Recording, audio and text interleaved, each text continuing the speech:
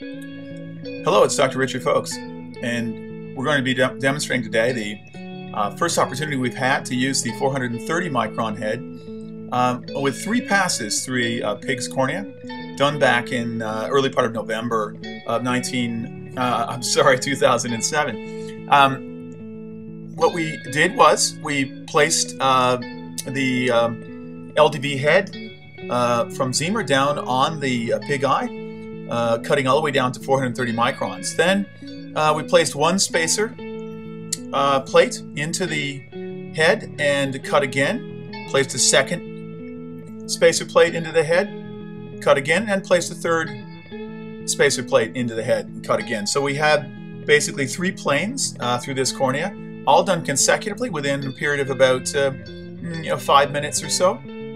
You can see the bubbles if you look in the planes of the cornea, of the corneal flap. And what I'll be doing here is just teasing these planes apart now throughout the rest of this video. They're fairly easy to tease apart. I was being very careful, of course, not to tear the planes apart, but again, in the pig eye, this is done fairly easily.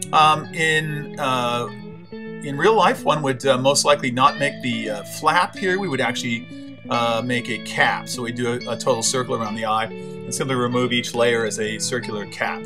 But in this case, we did leave the flap, superior flap mode on the laser. And so all 3 are basically flaps moving to one part of the cornea.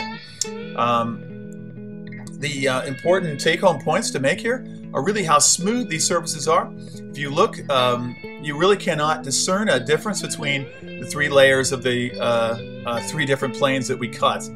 They're actually exactly the same smoothness, which is radically different from the tissue bridging type technique done with the microjoule type lasers like Intralase, Zeiss, and 2010.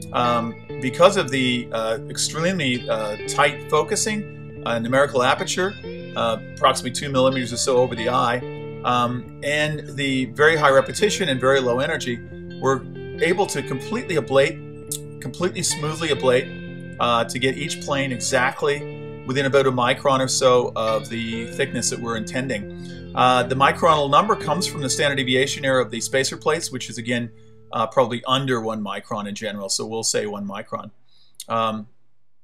Again, the take-home point here is really that the bubbles, the cavitation bubbles, are actually in the flap itself. They're not actually in the tissue.